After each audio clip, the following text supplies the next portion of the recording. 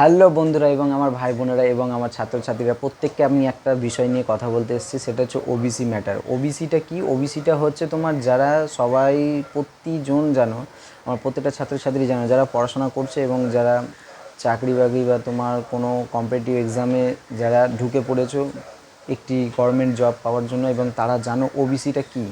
ওবিসিটা হচ্ছে তোমার এক ধরনের কাস্ট, যেরকম এসসি এসটি এবং জেনারেল, সেরকমই ওবিসি একটা কাস্ট। ওবিসি কিন্তু বড় একটা পরিবর্তন এসছে, তোমরা সকলেই জানো ওবিসি একটা বড় পরিবর্তন এসছে।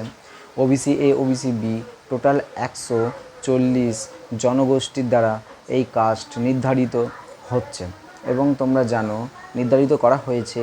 সবার প্রথম তোমাদের সাথে যেটা আমি শেয়ার করব সেটা হচ্ছে ওবিসির কিন্তু অনেকেরই সমস্যা দেখা দিচ্ছে। আমার একটা দিদি আমাকে একটা প্রশ্ন করেছিল, আমি মাহিষ্য, আমি কি ওবিসি কাস্টের জন্য কি অ্যাপ্লাই করতে পারি, এরকম কিছু একটা প্রশ্ন করেছিলেন দিদিভাই। কিন্তু আমি একটা কথা বলি, দেখুন দিদিভাই, আপনার এই মাহিষ্য কাস্ট মানে মাহিষ্য যে তোমার একটা যে পদবি, সেটা কিন্তু আমি ওখানে অনেক খুঁজেছি এবং অনেক দেখেছি। এই লিস্টে কিন্তু মাহিষ্য বলে কোনো ওবিসি পড়ছে না, কারণ মাহিষ্য আমি কোথাও দেখিনি। মোডাক দেখেছি বা আদার্স এম দিয়ে যত আছে পদবি আমি সেগুলো দেখেছি, কিন্তু ওখানে মাহিষ্য বলে কোথাও নেই। সবার প্রথম হচ্ছে, দেখো তোমরা জানো এ আর বি এর মধ্যে তফাৎ। এ হচ্ছে তোমার মুসলিম আমার যত ভাই বোনেরা আছে তারা, আর বি হচ্ছে আমার যত হিন্দু ভাই বোনেরা আছে তারা। এবার এ আর বি এর মধ্যে তফাৎ। এবার দেখো যারা আগে একটা জিনিস ভাবো, ওল্ড যারা ওবিসি ছিল তারা দেখো ওল্ড যে কাস্টের মানে ওল্ডের যে ফর্ম ছিল ওবিসি, ওবিসি এ এখন কিন্তু ওবিসি বিতেও ঢুকে যাচ্ছে, আবার ওবিসি বি এখন ওবিসি এতে ঢুকে দিচ্ছে। মানে এরকম সমস্যাটা হচ্ছে, মানে তুমি বুঝতে পারছো আমি বলতে চাইছি। এ এখন চলে যাচ্ছে বিতে, বি চলে যাচ্ছে এখন এতে। তো এইটা একটা সবথেকে বড় সমস্যা হয়ে দাঁড়াচ্ছে। তো আমি যেটা দেখলাম সবথেকে প্রথম হচ্ছে কি, এখন আগে ছিল 7%, এখন 10% বেড়ে 17% করা হয়েছে ওবিসি সংরক্ষণ সিট।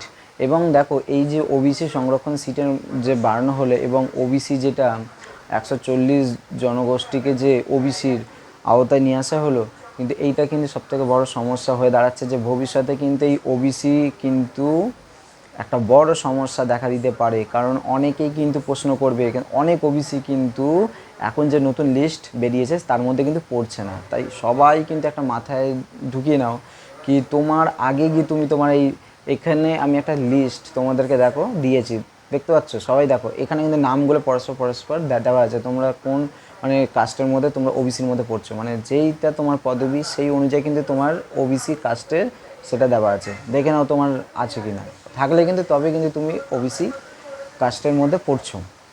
এবার সবার একটা মাথায় প্রশ্ন ঘুরছে যে সামনে তো ডাব্লিউবি এগুলো আছে, এতে কি আমার যে এখানে দেওয়া আছে সেটা যদি না থাকে, আমি যে আগে কাজটাই ছিলাম তার জন্য কি অ্যাপ্লাই করতে পারবো ওবিসি ইয়ের জন্য, মানে সংরক্ষণের জন্য কি আমি আবার নতুন করে অ্যাপ্লাই করতে পারবো? দেখো অ্যাপ্লাই করতে গেলে তোমাকে সবার প্রথম এর ওয়েবসাইটে যেতে হবে।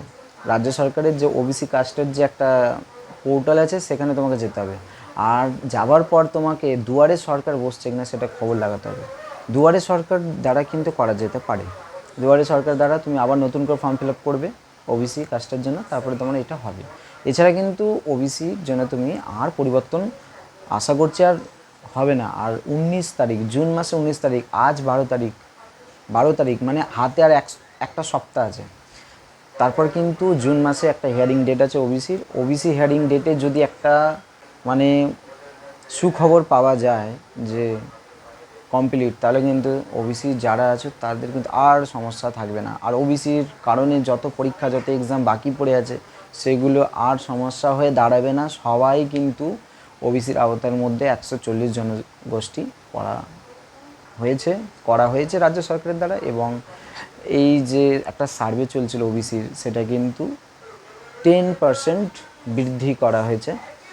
এবার ওবিসি যারা আছো আমার ভাই বোনের এবং আমার ছাত্রছাত্রীরা, তারা কমেন্টে লেখো তো তারা কোন পদবি এবং কোন কাস্টের মধ্যে তোমরা আছো, ঠিকঠাকভাবে লেখো। এবং তোমরা এইটাও বলে দাও কি তোমরা তোমাদের কোথায় সমস্যা, রাজ্য সরকার তোমাদের এই কাস্ট নিয়ে কী ছিনিবিনি বা কী খেলা খেলছে বা তোমাদের কী সমস্যা, তোমরা এই কমেন্ট বক্সে এসে লেখো। এবং যার সমস্যা হচ্ছে এবং যার প্রবলেম, এই কমেন্ট বক্সে এসে লেখো এবং একে অপরকে হেল্প করো। এবং আমিও তোমাদেরকে হেল্প করব।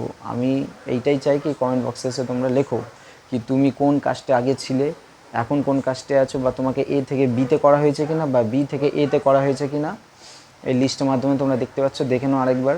এবং সকলে কিন্তু এই চ্যানেলটাকে সাবস্ক্রাইব করো, কমেন্ট করো, শেয়ার করো এবং পাশে থাকো। তো তোমরা সকলেই দেখো। আর যারা আমার এই ভিডিওটা প্রতিদিন দেখো তাদেরকে অসংখ্য ধন্যবাদ, এবং আরও চ্যানেলটাকে এগিয়ে নিয়ে চলো, এইটাই চাই। সকলকে ধন্যবাদ।